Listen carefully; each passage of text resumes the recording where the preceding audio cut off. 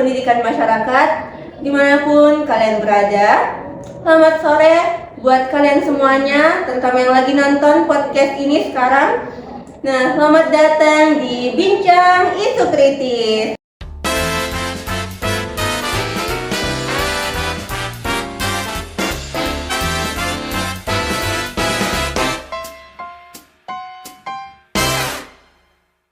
Nah, hari ini kita hadir untuk ngobrol bareng nih.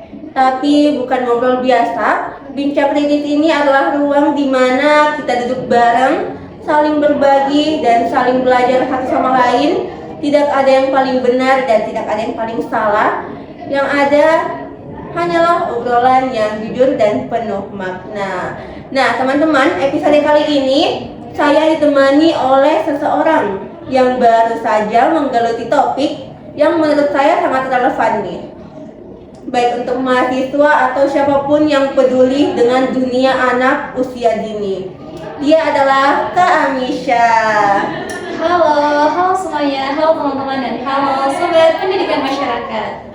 Nah, Kak Amisha ini adalah teman mahasiswa kita yang belum lama ini menyelami materi tentang praktik pendampingan berbasis komunitas dalam konteks PAUD. Halo Kak Amisha, selamat datang. Gimana nih Kak perasaannya? Sedikit nervous Kak atau gimana?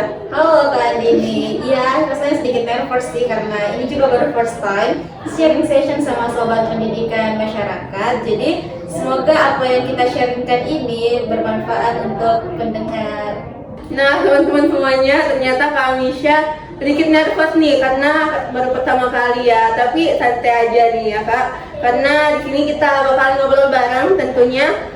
Justru aku senang banget nih karena kamu kan baru banget ya belajar hal ini. Jadi perspektif kamu ini masih segar dan aku yakin bakal banyak banget nih hal-hal yang menarik yang bakal kita gali bareng-bareng.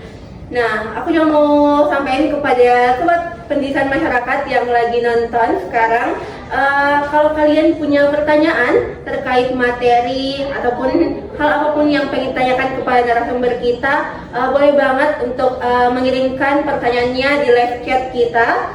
Bentar, saya bakalan bacain komentar ataupun pertanyaan dari teman-teman semuanya, oke? Nah, jadi Kak Amisha, boleh cerita dulu nggak sih gimana awalnya kamu ini ketemu sama materi pendampingan berbasis komunitas ini? Kesan pertamanya gimana?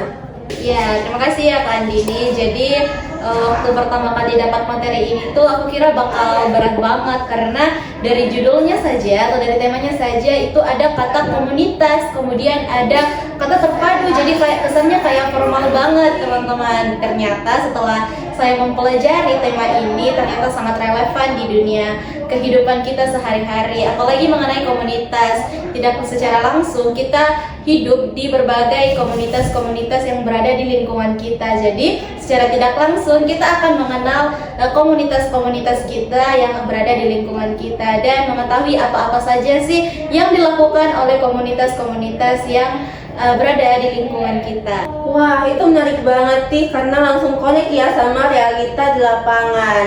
Nah, Kak Amisha, coba dong ceritain lagi dari semua yang udah kamu pelajari nih, inti dari pendampingan berbasis komunitas dalam PAUD itu sebenarnya apa sih Kak? Dan kalau kamu harus jelasin nih ke sobat pendidikan masyarakat yang lagi nonton, yang belum pernah dengar sama sekali, kamu bakal bilang kayak gimana? Oke, mungkin saya jelaskan secara simpelnya ya teman-teman. Jadi intinya gini ya teman-teman, pendampingan berbasis komunitas itu adalah cara mendukung tumbuh kembang anak, bukan hanya sekadar di kelasnya, tetapi juga melibatkan seluruh anggota atau tokoh-tokoh yang berada di masyarakatnya, entah itu dari keluarganya, tetangga-tetangganya, kader desanya, sampai dengan posyandu yang berada di sekitar anak-anak. Jadi itu semua terlibat dan turut andil dalam tumbuh kembang anak, dan hal itulah yang menjadi dampak dari tumbuh kembang seorang anak, pendidikan anak usia dini. Wah, jadi bukan cuman urusan guru PAUD-nya dong ya Kak? Nah, exactly itu juga yang menjadi pertanyaan atau yang banyak dibincangkan oleh pendidikan masyarakat di luar sana. Jadi selama ini kita sering mikir kalau tugas PAUD itu ya gurunya, ternyata konsep inilah yang membuat pikiran kita menjadi lebih luas. Jadi bahkan ada teori menyebutkan bahwa tumbuh kembang seorang anak usia dini itu tergantung dari lingkungannya atau berlapis-lapis dari lingkungannya, dari yang terdekat yaitu keluarganya sampai yang lebih luas yaitu aturan-aturan pemerintah. Jadi semuanya itu harus saling berinteraksi. Wah, aku suka banget sih karena langsung ada landasan teorinya ya, Kak Misha. Terus yang dimaksud kata pendampingan itu bentuknya seperti apa sih? Karena kadang kata pendampingan itu masih abu-abu maknanya, Kak. Ya benar, awalnya juga saya masih bingung, tetapi setelah mempelajari hal ini ternyata pendampingan itu bukan sekadar mengawasi dan hadir ya teman-teman, tetapi kita ada di setiap prosesnya. Yang saya pelajari bahwa pendampingan mempunyai komponen yang jalan secara barengan, seperti stimulus tumbuh kembang anak. Di sini merupakan peran PAUD-nya, kemudian ada kesehatan anak yang disinergikan oleh posyandunya, kemudian ada peran orang tuanya yang dimana yang merupakan pendidik pertama dan utama untuk si anak, dan semuanya ini berjalan secara bersamaan dan bagaimana pemberdayaan dari komunitas itu sendiri. Ya, jadi kayak satu paket ya Kak Misha, nggak boleh sepotong-sepotong nih komponennya. Ya, tepat banget Kak Andini, dan itulah yang membuat saya kagum mempelajari hal ini karena di semua komponen itu ternyata berkaitan. Sama halnya seperti jika stimulus anak selalu terpantau tetapi orang tuanya tidak tahu cara mengasuh anaknya, itu juga percuma teman-teman. Dan sebaliknya, jika stimulus anak ini berkembang tetapi belajarnya itu sangat tidak terpantau, ini juga akan menghasilkan ketidakoptimalan pada tumbuh kembang anak, dan semua itu sangat berkaitan. Itu mengapa dikatakan terpadu, karena semua saling berkaitan. Wah, aku suka banget sih cara Kak Misha ngejelasinnya, itu runtut dan juga nyambung teman-teman semuanya. Tapi sekarang aku mau masuk ke bagian yang paling aku suka dari bincang kritis ini, yaitu momen aha. Nah, jadi Kak Misha, waktu belajar materi ini, ada nggak sih satu momen yang dimana kamu tiba-tiba ngerasa nih, oh ini itu penting banget, kenapa ya aku baru tahu sekarang? Ya, ada nih Kak Dini. Ini sih yang buat saya tidak pernah berhenti mikir, yaitu di bagian konsep komunitas dijadikan sebagai subjek, bukan hanya objek. Jadi, kita sering mikir bahwa program-program pemerintah atau program-program yang datang dari luar itu, dimana jika datang di dalam sebuah desa, komunitas hanya menerima saja. Tetapi ternyata komunitaslah yang menjadi poin utama atau penggerak utama program tersebut, karena mereka lebih tahu apa kebutuhan mereka sendiri. Wah, itu ketips banget sih Kak Misha perspektifnya, dan aku ngerasa itu sangat relate dengan kita ya mahasiswa yang suatu hari nanti bakal terjun ke lapangan. Berarti kita nggak bisa dong ya datang ke komunitas dengan asumsi kita sudah punya jawaban semuanya. Ya, benar banget Kak Andini. Jadi yang paling saya tanamkan setelah mempelajari tema ini tuh bahwa kita jika ingin mengetahui masalah yang ada di desa, kita datang bukan sebagai orang yang paling tahu, tetapi mau mendengarkan atau mau sama-sama berdiskusi mengenai permasalahan yang ada di sana. Jadi pendampingan yang paling efektif itu adalah dimulai dari mendengarkan, bukan berbicara. Oke, Kak Misha, aku masih penasaran nih. Setelah belajar materi ini, ada nggak sih hal konkret yang berubah? Mungkin itu dari cara pandang kamu, atau bahkan hal-hal kecil dari kesehariannya kamu? Ya, ada nih Kak Andini. Jadi ini sih personal banget sih. Aku tuh hidup di lingkungan yang ada posyandunya, ada PAUD-nya, tapi aku tidak pernah melihat itu sebagai sebuah sistem. Jadi saya memikirkan posyandu ya posyandu, PAUD ya PAUD. Dan ternyata setelah saya mempelajari hal ini, saya mulai berpikir bahwa kampungku ini sudah mempunyai benih-benih, cuman belum saja terintegrasi dalam pendampingan komunitas. Wah, itu insight yang luar biasa banget sih Kak Misha. Jadi kamu melihat sesuatu yang sebelumnya invisible jadi visible ya? Benar banget tuh Kak Andini. Ini yang bikin aku semangat karena dari kampungku saya berpikir sudah muncul benih-benih dari komunitas pendampingan. Jadi kita tidak mulai dari awal lagi, tetapi bagaimana kita menghubungkan titik-titik yang sudah ada. Dan ini juga merupakan salah satu peran dari mahasiswa, yaitu sebagai konektor dan fasilitator. Di mana konektor itu bagaimana cara mahasiswa menghubungkan komunitas dengan lingkungannya, kemudian sebagai fasilitator bagaimana mahasiswa memfasilitasi komunitas tersebut dan melihat apa sih kekuatan sebenarnya yang mereka miliki. Wah, aku suka banget sih framing itu sebagai konektor. Nah, bukan datang bawa solusi dari luar, tapi membantu mereka menemukan solusi yang sebetulnya sudah ada dari dalam. Nah, tapi Kak Misha, dari semua yang udah nih kamu pelajari, kalau kamu harus merangkum nih dalam satu hal yang paling penting untuk diingat tentang pendampingan berbasis komunitas dalam PAUD ini, kamu bakal bilang apa? Karena penonton nih, teman-teman, sobat pendidikan masyarakat tentunya pengen tahu juga. Satu hal yang paling penting, aku akan bilang ini. Anak tidak tumbuh sendirian dan komunitas tidak bergerak sendiri. Keduanya saling membutuhkan. Dan tugas kita adalah bagaimana kita memastikan keduanya terjalin dengan baik. Bukan dengan mendominasi, tetapi dengan hadir, mendengarkan, dan bergerak bersama. Dan itu sebenarnya sederhana, tetapi menjadi yang terpenting dari komunitas. Wah, itu beneran indah banget sih tadi kata-katanya Kak Misha tentang anak tidak tumbuh sendirian dan komunitas tidak bergerak sendirian. Nah, aku yakin teman-teman yang lagi nonton juga bakalan ingat dan setuju sama kata-kata tersebut. Nah, selanjutnya nih, kita bakalan bacain pertanyaan-pertanyaan dari teman-teman yang udah dari tadi nih nonton, udah nyimak pembicaraan kita, ngobrol kita terkait materi praktik pendampingan ini. Oke, karena udah banyak banget nih yang ngirimin pertanyaan di live chat kita. Oke, yang pertama kita bacain dari ada Kak Fani dan Fadila. Dia bilang kalau kamu bilang model ini butuh kontekstualisasi. Konkretnya gimana tuh? Kalau misalnya kita mau terjun ke komunitas yang kadernya minim, langkah pertama apa yang harus dilakukan? Oke, itu pertanyaan pertama, mungkin kami bisa boleh jawab ya. Ya, pertanyaan yang sangat bagus dan komentar yang sangat bagus yang dilontarkan oleh Kak Fani. Jadi, jika terjadi permasalahan di suatu desa, apalagi mengenai minimnya kader di suatu desa, yang paling urgensi yang harus kita lakukan adalah pemetaan masalah, di mana komunitas terlebih dahulu harus mencari tahu apa sih masalah mereka dan apa yang menjadi kekuatan di desa mereka.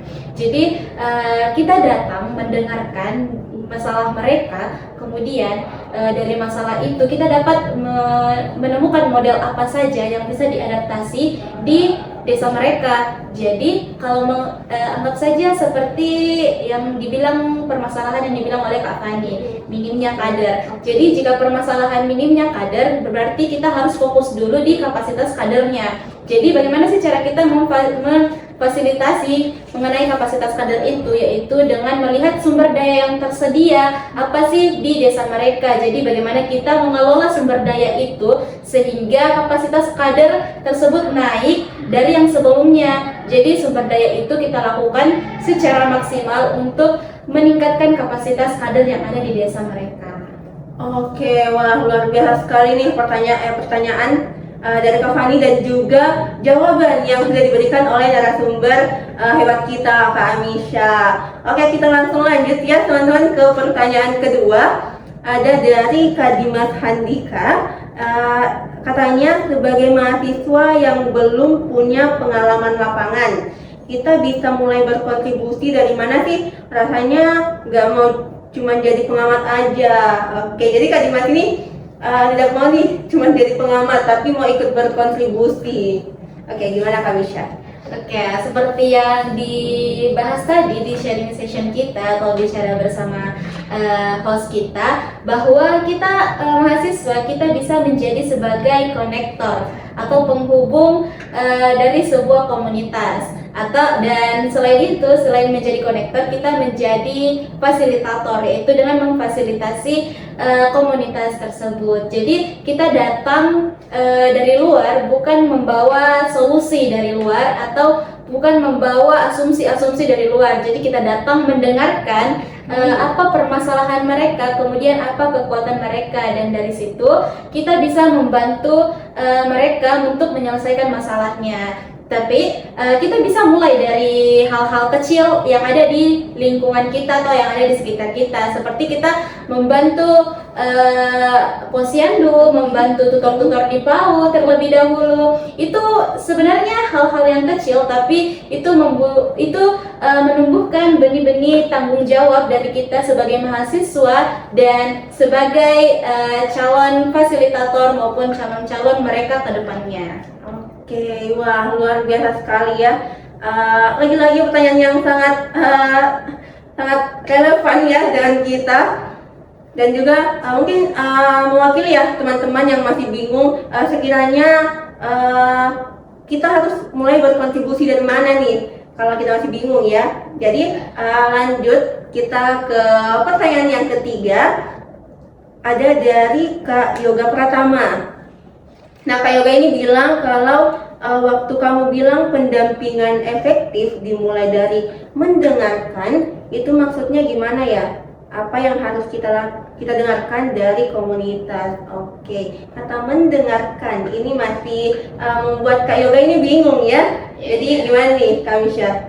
Oke, dari kata mendengarkan, seperti yang kita singgung tadi, bahwa kita datang untuk mendengarkan, bukan membawa asumsi-asumsi dari luar. Jadi awal dari sasaran kita yaitu bagaimana cara kita mendengarkan masyarakat, bagaimana cara kita untuk cari pendekatan untuk mendekati masyarakat, dan dari awal itu kita mulai mendengarkan. Jadi istilah mendengarkan itu kita mendengarkan seksama, apa sih kelemahan yang mereka miliki di suatu desa itu, kemudian apa sih yang menjadi kekuatan mereka di suatu desa itu. Siapa tahu kekuatan mereka akan menjadi solusi dari kelemahan atau permasalahan yang mereka alami. Jadi kita duduk bersama mereka, bersama masyarakat untuk mendengarkan keluh kesah mereka, permasalahan yang dimiliki mereka, tanpa harus membawa asumsi-asumsi dari luar atau kayak kita nggak bisa bikin solusi sendiri nih. Anggap saja kita sebagai fasilitator atau tutor di desa mereka atau penggerak di desa mereka. Kita tidak bisa membawa solusi dari kita atau yang ditentukan kita sendiri. Bagaimana kita harus membawa solusi atau mencari solusi duduk bersama masyarakat-masyarakat yang ada di sana. Oke, berarti prinsip partisipasi ya bersama dengan masyarakat. Iya. Oke, jadi tidak solusi tersebut tidak semata-mata dari kita sendiri, Iya, tapi benar. kita harus perbincangkan kepada masyarakat. Oke, mulai dari Kak Yoga, Kak Fani, dan Kak Dimas tadi, saya rasa sudah cukup mewakili ya pertanyaan-pertanyaan dari teman-teman pendidikan masyarakat, karena pertanyaan-pertanyaannya itu sangat-sangat luar biasa, sangat-sangat keren sekali, dan juga itu menjadi bukti bahwa teman-teman dari tadi menyimak betul ya pembicaraan kami. Oke, dari banyaknya pertanyaan-pertanyaan yang disampaikan ataupun diberikan oleh sobat pendidikan masyarakat di live chat ini, aku mau ucapin terima kasih banyak tentunya karena antusias kalian untuk mendengarkan podcast kita hari ini. Tapi sebelum kita tutup nih teman-teman, aku mau tanya nih ke Kamisha lagi, ada nggak sih pesan terakhir yang mau kamu sampaikan ke teman-teman mahasiswa yang mungkin sekarang lagi belajar materi yang sama, atau bahkan yang belum pernah nih sama sekali dengar tentang ini?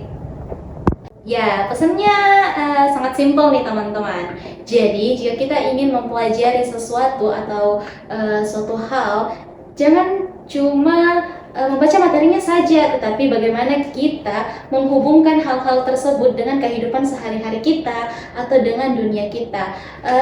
Kalau mengenai pendampingan berbasis komunitas, bagaimana kita mendapatkan komunitas-komunitas itu sangat relevan dengan kehidupan kita, entah itu di kampung kita atau di lingkungan sekitar kita, karena ternyata di paut-paut yang kita temukan di sekitar kita maupun di posyandu yang kita temukan di sekitar kita itu ternyata hiduplah sebuah komunitas-komunitas di dalamnya. Jadi kontribusi-kontribusi kecil yang kita lakukan itu sangat berdampak ke komunitas ke depannya. Wah, luar biasa sekali nih pesan dari Kak Amisha buat teman-teman sobat pendidikan masyarakat yang lagi belajar materi ini atau pengen belajar tentang materi praktik pendampingan berbasis komunitas dalam konteks PAUD ini. Oke, terima kasih ya Kak Amisha. Ini benar jadi obrolan yang hangat dan penuh makna. Aku sendiri juga makin banyak nih tahu tentang apa itu praktik pendampingan berbasis komunitas ya, terutama dalam konteks PAUD. Nah, dan tentunya buat teman-teman juga yang udah nemenin kita dari Bincang Kritis hari ini. Semoga sharing session ini bisa menjadi bahan bakar semangat nih belajar buat kalian-kalian semua. Nah, karena perlu kita ingat bersama bahwa belajar itu dimulai dari kita berani menghubungkan materi dengan kehidupan nyata. Oke, mungkin sekian dari saya teman-teman. Sampai jumpa di Bincang Kritis selanjutnya. Bye-bye!